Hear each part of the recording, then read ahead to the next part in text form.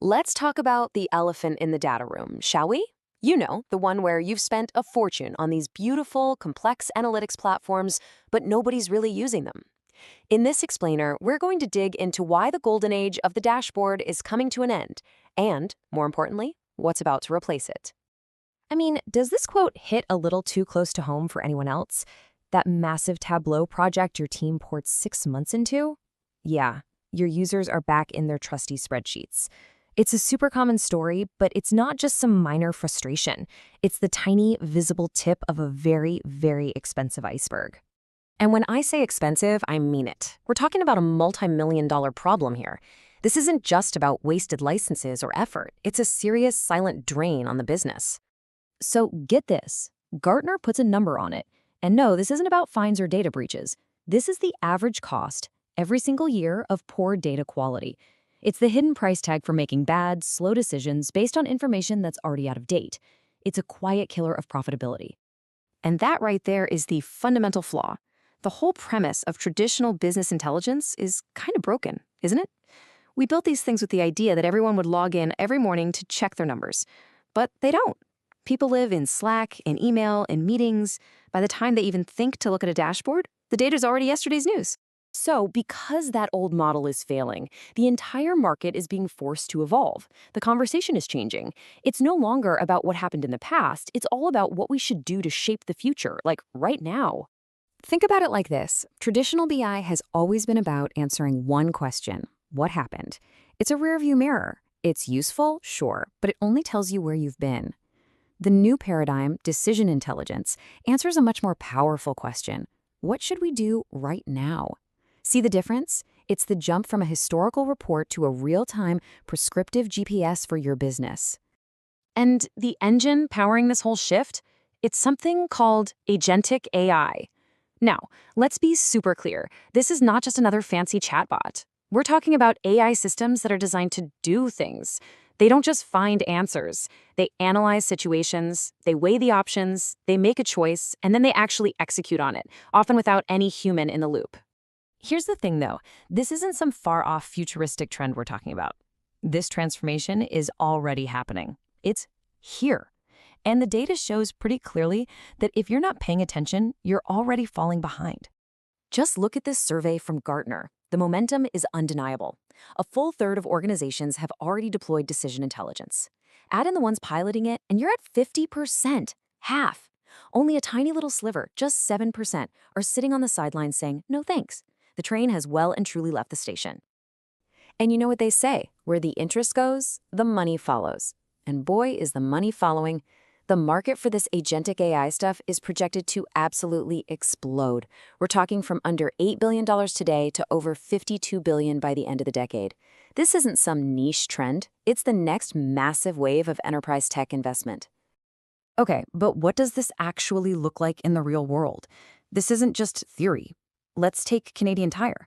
They built a system that didn't just report on inventory levels. No, it predicted shortages and then automatically triggered the reorders itself. And the result?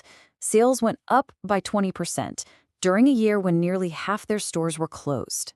That is the kind of real bottom-line impact we're talking about. The reason this is all becoming so critical right now comes down to the very nature of our data. Nearly a third of all data in the enterprise today is real time. It's streaming in constantly from apps, from user clicks, from IoT devices. An overnight dashboard refresh just doesn't cut it anymore. It's laughably slow in a world that operates in milliseconds. So the need is clear, the opportunity is huge. But there's a big problem, right? There's a huge capability gap between wanting this and actually being able to do it. So let's get real about what most companies are missing. Okay, 4 things. First, you need streaming data pipelines. Your old school nightly batch job is now a liability. Second, you need real integration. I mean, the average company has hundreds of different apps, and almost none of them talk to each other. It's a mess. Third, you need governance that can scale, so you can trust the automated decisions. And finally, and this is the big one, you need the right people. Those rare unicorns who get both the technology and the business logic. And I really want to double-click on that integration point, because the financial difference is, well, it's staggering. Companies that have their systems tightly integrated see on average a 10 times return on their AI investments. 10 times. The ones with poor integration, they get less than 4. That's the difference between a project that transforms the business and one that's just an expensive failure. All right, I know this might feel a little daunting, but listen, the answer is not to just rip everything out and start from scratch. The companies that are actually winning at this are being super strategic, really focused, and, realistic. And here's the playbook they're using. It's simple. Don't try to boil the ocean. Don't launch some massive, vague digital transformation project.